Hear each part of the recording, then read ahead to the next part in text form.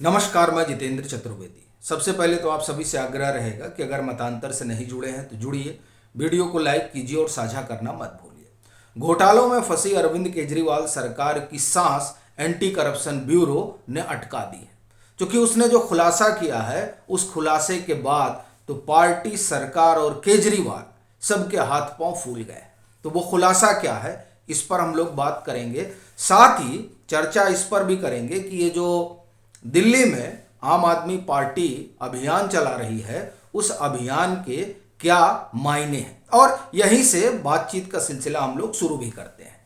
दरअसल ये जो दिल्ली है, ये अरविंद केजरीवाल और आम आदमी पार्टी का मजबूत किला है, लेकिन ये किला अब ढहने लगा है और जो इनकी राजनीतिक जमीन है वो दरकने लगी है, और इस बात से अरविंद केजरीवाल खासा परेशान है। और यही वजह है कि आप देखें तो 2 दिसंबर से दिल्ली में केजरीवाल एक अभियान चला रहे हैं। पहला अभियान चला मैं भी केजरीवाल हस्ताक्षर अभियान। उसमें केजरीवाल ये लोगों से रायशुमारी कर रहे थे कि हम जेल में रहते हुए सरकार चलाएं कि नहीं चलाएं। हालांकि वो रायशुमारी कम और अपनी जमीन बचाने की कवायद ज़्यादा थी।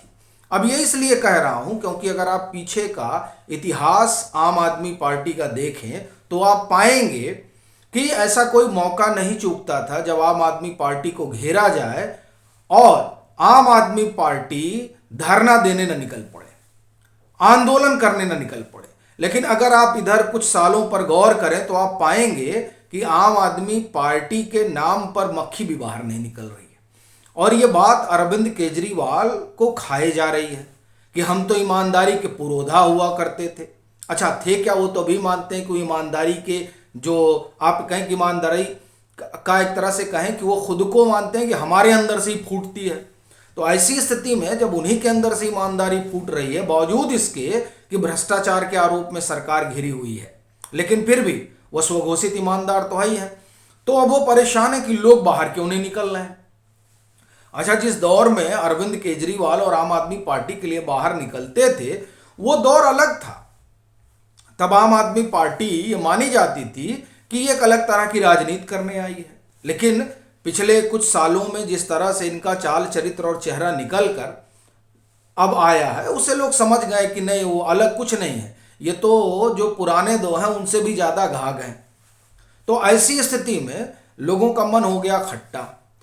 तो 2023 में 2 ऐसे मौके रहे जिसमें अरविंद केजरीवाल को ये लग गया कि अब उनके लिए कुछ बचा नहीं। एक तो मौका वही था जब उनको सीबीआई ने बुलाया था और कोई निकला ही नहीं सिवाय उनके वॉलेंटियर के।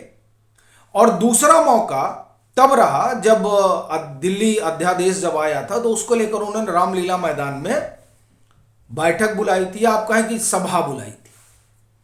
वो जन आक्रोश रैली या कौन सा रैली उसका उन्होंने नाम दिया था, काला कानून करके कुछ था, दिल्ली अध्यादेश को लेकर जो उन्होंने वहां पर कार्यक्रम किया था। और उनको लगा था कि साहब, और ये मुझे लग रहा है 11 या 12 जून की बात रही होगी, इनको लगा था कि पूरी दिल्ली टूट पड़ेगी।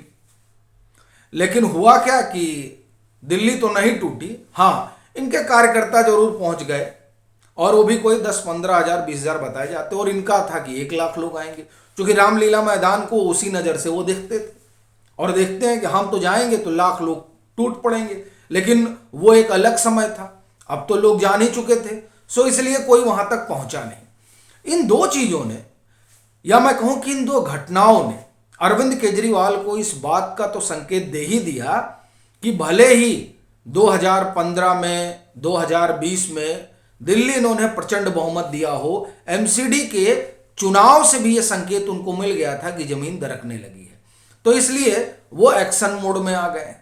तो पहला अभियान चला 2 दिसंबर से, और उसको चलना था 20 या 25 दिसंबर तक, लेकिन फिर उसको 30 दिसंबर तक कर दिया गया। और अब दूसरा अभियान शुरू हुआ है 4 जनवरी से, मैं भी केजरीवाल जन संवाद अभियान करके शायद उसका नाम है। अब जो पहला अभियान था, उस पहले अभियान में कहा गया कि तकरीबन 1 करोड़ लोगों तक पहुंच गए।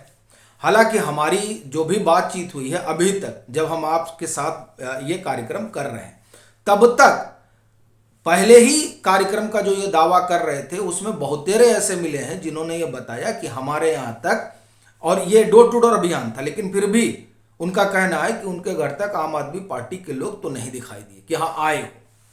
अब ये जन संवाद अभियान चला रहे हैं और कह रहे हैं कि इसमें जाना जाएगा कि हमको किस तरह से कामकाज करना चाहिए, केजरीवाल जो कामकाज कर रहे हैं उसी ढर्रे पर करें या उसमें कुछ बदलाव करें और तमाम चीज़ें, ये इसको लेकर एक रायशुमारी चल रही है।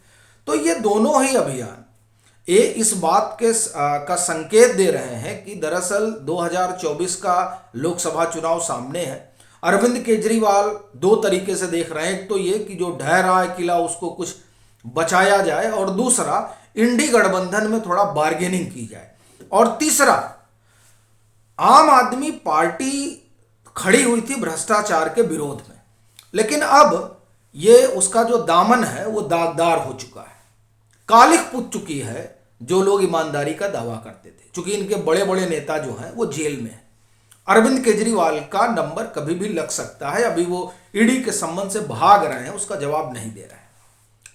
तो ये जो परसेप्शन बना है, देखिए परसेप्शन इसलिए कह रहा हूं चूंकि अरविंद केजरीवाल और उनकी सरकार पर आरोप ही लगा है, साबित तो भी नहीं हुआ, इसलिए परसेप्शन बन रहा है कि नहीं ये लोग गड़बड़ी कर रहे हैं, भले ये लोग ईमानदारी की बात करते हो। तो अब इस परसेप्शन को तोड़ने के लिए जमीन पर आम आदमी पार्टी उतरी है और अपना जो जनाधार खिसक रहा है उसको बचाने के लिए उतरी है।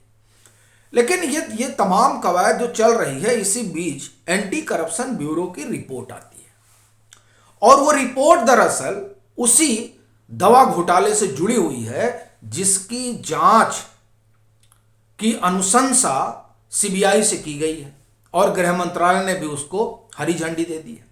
लेकिन ये जो एसीबी की रिपोर्ट है ये क्या कह रही है, हम लोग इस पर बात करेंगे। क्योंकि अब देखिए इससे एक चीज तो साफ हो गई कि एक जांच तो सीबीआई करेगी और एक जांच एंटी करप्शन ब्यूरो कर रही है। अब एंटी करप्शन ब्यूरो ने 6 जो सरकारी अस्पताल हैं जो दिल्ली सरकार के अधीन है उसको लेकर उन लोगों ने एक एफआईआर दर्ज किया है।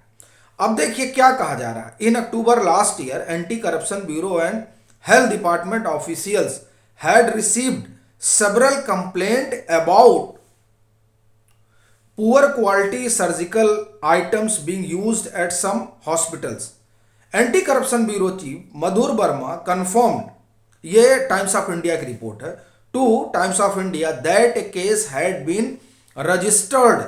Health department teams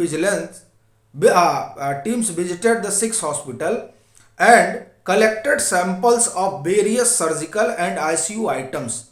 These items were tested at laboratories. Many of the sample were found, कई सारे मतलब उसकी क्वालिटी बड़ी खराब रही, unfit for medical use. Secretary health and family welfare SB Deepak Kumar said a case was registered on the direction of the health department. He said that the department had already ordered blacklisting of the supplies. अब आप देखिए वो 6 hospital क्या है, कौन कौन से, और एंटी करप्शन ब्यूरो जो दिल्ली सरकार दिल्ली गवर्नमेंट के अंदर आती है। लेकिन मजेदार बात यह है कि दिल्ली गवर्नमेंट की जो जांच, ये इस पे जांच पड़ताल चल रही जो एंटी करप्शन ब्यूरो कर रही है, वो दरअसल क्या कर रही है, वो कर रही है alleged nexus between some companies and a few Delhi government hospital. माने दिल्ली सरकार के जो अस्पताल हैं और जो कंपनियां हैं उनके बीच के नेक्सस की जांच पड़ताल हो रही है। और इसमें 6 जो है वो आप देखें कि अस्पताल है, लाल बहादुर शास्त्री हॉस्पिटल, लोक नायक हॉस्पिटल, दीनदयाल उपाध्याय अस्पताल, Sanjay Gandhi memorial hospital, Janakpuri super speciality hospital और गुरु तेग बहादुर हॉस्पिटल। अब आप देखिए कि क्या स्थिति और परिस्थिति है। एंटी करप्शन ब्यूरो जो है अब वो लगा हुआ है और जाहिर सी बात है इसमें कई और चीज़ें निकल कर आएंगी जो अरविंद केजरीवाल और उनकी सरकार की समस्या को बढ़ाने वाली है। आपकी क्या राय है ज़रूर साझा करिए। मतांतर से नहीं जुड़े हैं तो जुड़िए, वीडियो को लाइक कीजिए और खूब शेयर कीजिए।